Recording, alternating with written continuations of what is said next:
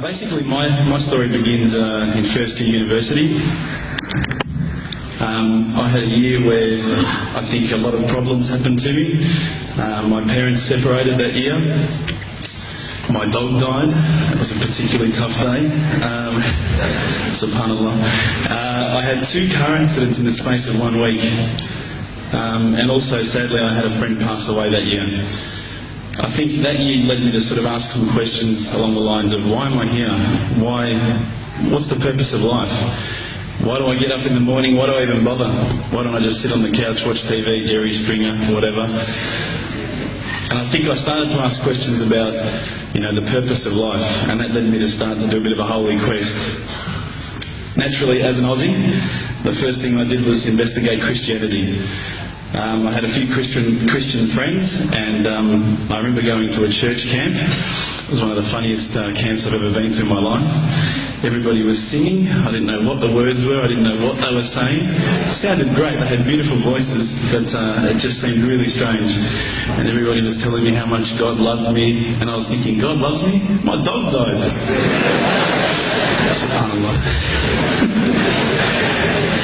So I kept on investigating Christianity, and I went to a whole lot of, different aspects of Christianity. So we're talking about Catholicism, we're talking about Anglican, Baptist, priests, pastors. And every time I'd go there and ask questions, I'd find that they wouldn't pick up the Bible and start to say, oh, this is the answer, my dear brother. They would just start answering me. They would just answer from their own opinions. And I started to realise that there was a lot of interpretations of Christianity, and a lot of people had their own interpretations, and one priest from one church was believing one particular aspect of Christianity whilst another was proclaiming another. So I started to think to myself, the Bible is one text, but there seems to be so many different interpretations, and it was confusing. At the time, while I was in first year university, I was also working in a service station, one of my part-time jobs. And one of my colleagues was a Hindu, was an Indian Hindu, and we'd regularly change shift. And at that time, I was very inquisitive, and I'd say to him, dude, what's the deal with the elephant head guy? What's the deal with that? Why has that guy got an elephant head? And he's going, oh, that's Ganesha, this. I said, but couldn't you have chosen like a lion's head or something a bit better? We'd have, these really deep theological debates while people were buying petrol. And I'd be saying, yeah, but why break $5 of gas? Thanks, mate, yeah, no problems.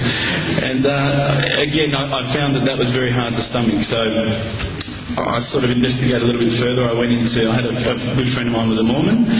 And I found that this religion actually appealed to me the most out of all of the Christian religions, the Church of Latter-day Saints. They were quite strict. They don't drink alcohol. They don't drink caffeine. So unfortunately, Coke's out, guys, because I know Lebos love Coke. But again, there was that leap of faith I felt that I had to make to embrace this religion. And I found that, I wasn't just into making a leap of faith. I wanted proof. I also investigated Judaism, would you believe? And my original name before Abu Bakr is Reuben. So if you've probably seen all the movies, you've seen Reubenstein. At the end, they probably thought I was Jewish, so they thought, oh, this guy's one of us. But again, I just didn't find what I was looking for. Lastly, I probably looked into Buddhism, and I found that this was probably the religion that I was going to choose. I thought, look, this is great. There's so much. People at peace here. They seem to be really switched on, and they seem to be living one with the world, and that's what really appealed to me. But the more and more I looked into it, I guess I realised that it wasn't a religion of God. It was just a nice way to live. One of my friends, one of my close friends, who's a Christian, would you believe, said, tell me the religions that you've investigated. So I went through them. I said, Judaism, Christianity, Catholicism, Buddhism, Hinduism, He goes, what about Islam? Islam? They're terrorists. I'm not going to investigate that religion. They're crazy. Why would I even look at that religion? But lo and behold, I found myself walking into a mosque one day. This was my eternal quest. So I walked straight in, shoes on, straight across the prayer road. There was a brother praying. I walked straight in front of him. As he went to go into sujood, I almost stepped on his head. Subhanallah, I didn't have any clue what I was doing. I looked over and I saw this brother. You probably know this guy. This is Abu Hamza. He's come here and he's lectured a few times. SubhanAllah, I call him Abu Da'an because he's got a very large beard, mashallah. He came walking out towards me and I thought, today I'm about to die. This is the last day of my life. I'm a dead man. I'm a white boy in Lebland. What am I going to do here? I'm dead. He came walking across as though he just walked out of the Sahara Desert. Big abaya, big beard. But subhanAllah, the first words he said were, "G'day mate, how you going?" If only he had the can of VB, it would have been perfect.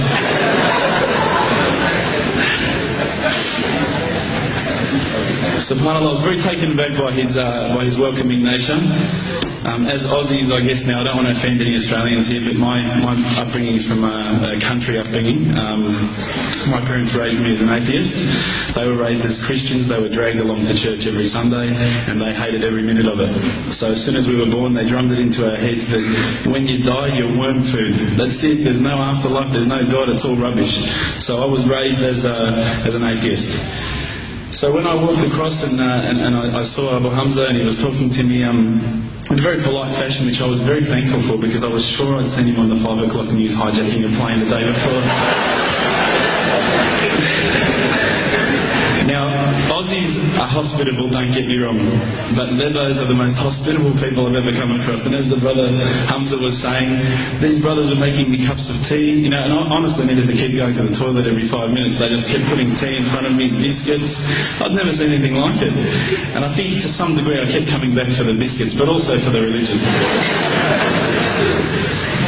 So when I sat down with these brothers, I actually started asking questions. I asked all the questions that I've asked of the priests, of the pastors, of my friends. And subhanAllah, the thing that really struck me is that every time I asked the question, they wouldn't just answer. They would pick up a Quran and they would say, "Read this, bro, read this." And there was the answer, every single time. And I would ask another question, you know, the hard questions, not the easy questions. Why do women have to wear the scarf? Why the hijab? How come I can have 4 wives and she can't have 4 husbands? You know, I wanted to know all the tough questions, which is the first questions I guess you ask when you come across Islam. But lo and behold, they kept on answering the questions with the Quran, not from their own opinion. And I got frustrated with this. And I actually said to one of the brothers, because by this stage I think I'd been going there for about a couple of weeks, there was always a few brothers there when I went. And I said to one of the brothers, I said, you know, what's your opinion on the matter? Why won't you give me your opinion? And one of the brothers turned to me one day and said, how can I have an opinion when this is the word of God? SubhanAllah, I remember that really hit me. So I asked them if I could take a Quran home, and I didn't say I was going to use it to chalk up the couch or anything like that. I said I was going to respect the book, so I took it home, I started reading it. What I found was, while reading it, it wasn't as though I was reading a story, it was as though I was reading someone commanding me, you know, someone giving me guidance. And one night I decided to really try and get the spiritual mood happening, and I'm sure probably some of you have heard this story before, so I apologise. I lit a candle, had the window open, had the curtains drawn, you know, I was trying to get that really spiritual feeling. It was a nice summer night in Melbourne, as summer as it can get in Melbourne, and I was sitting there thinking, this is it, you know, this is the night. I'd been, you know, investigating all the spiritual proofs, all the scientific proofs about the fact that the mountains are the pegs, about, you know, how the embryo develops inside, you know, the woman, all these amazing proofs, but I still needed that little push. It's like I was on the edge of a cliff, I was ready to jump, I just needed a push. So I was sitting there, it was very quiet. I was reading Quran, and I stopped. I said, Allah, this is my moment. This is the time I'm about to jump into Islam. All I need is just a sign. Just a little sign, nothing huge, maybe a bolt of lightning. You know, maybe half the house could fall down or something, you know, just small. It's small for you, man. You created the earth, come on. So I sat there. I was waiting for the candle to start lighting up to 4 metres high like in the movies. And I go, okay, go. And subhanAllah, nothing. Absolutely nothing happened. I was really disappointed, to be honest. So So I sat there and I said, Allah, this is your chance. I'm here. I'm not going nowhere. I'll give you another chance. Okay, maybe you're busy. I know it's daytime over the other side of the world. There's a whole lot of stuff going on. Maybe this time it could just be like a car backfiring. Something small. All right, half the house, the candle. Let's forget that. A bird could fart outside. I don't care. Just anything. So I said, okay, go. And subhanAllah, absolutely nothing happened. And I mean, I couldn't have even said, oh, that was it. That creep just then in the wall, that was it. Absolutely nothing happened. I was really disappointed. I was gutted. I was sitting there thinking, this is it, this was my last chance, Islam, and I haven't found it. I pulled back the Quran, I turned back to where I was reading. SubhanAllah, the very next verse on the next page, for those of you who ask for signs, have we not shown you enough already? Look around you, look at the stars, look at the sun, look at water. These are the signs for the people of knowledge. SubhanAllah.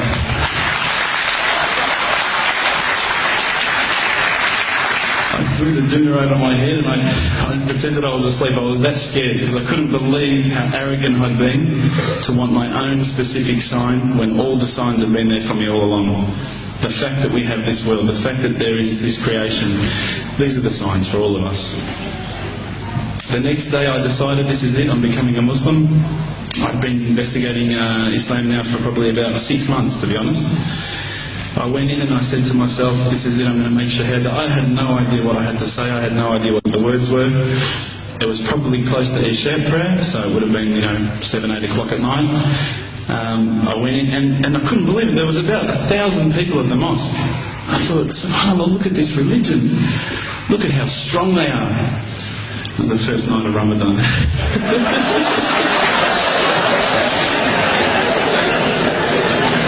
Ramadan Muslims. So I sat there and I was very nervous, I must admit. I got up and this person's going to me, you got to say these words, bro, Ashhadu. I'm going, what? Ash what? Can't I just say it in English? No, they say, no, you got to say it in Arabic. And I thought, looked out over the sea of beards that I could see in front of me, and I thought, if I get these words wrong, I'm a dead man. Again, I had this fear, And they were staring at me, and I don't know if you know this, but Australians can't stare. Labanese people can stare. So I was sitting there, I was very scared.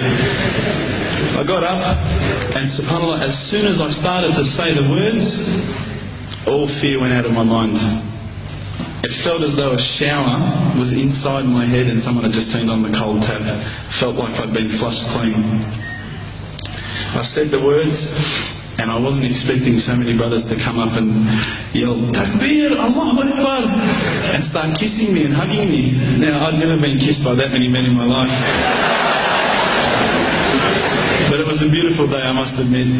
And that day was the day that I had more brothers than I could ever imagine, more sisters as well. But I guess since that day I've never looked back. My family, I think initially were very worried that I was going to be, I guess, a little bit weird towards them. They thought that I was going to break out the AK-47s and the grenades. But they realised, I think, soon that this religion was actually making me a better person.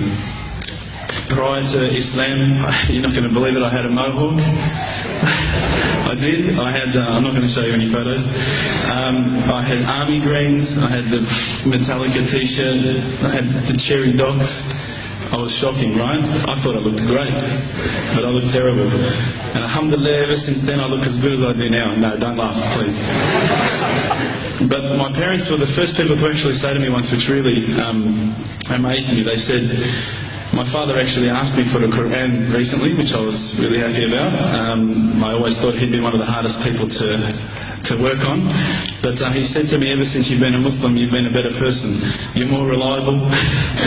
I can count on you to come and pick me up if my car breaks down. Whereas before I go, Dad, I was drinking last night, I don't know if it's still out of my system.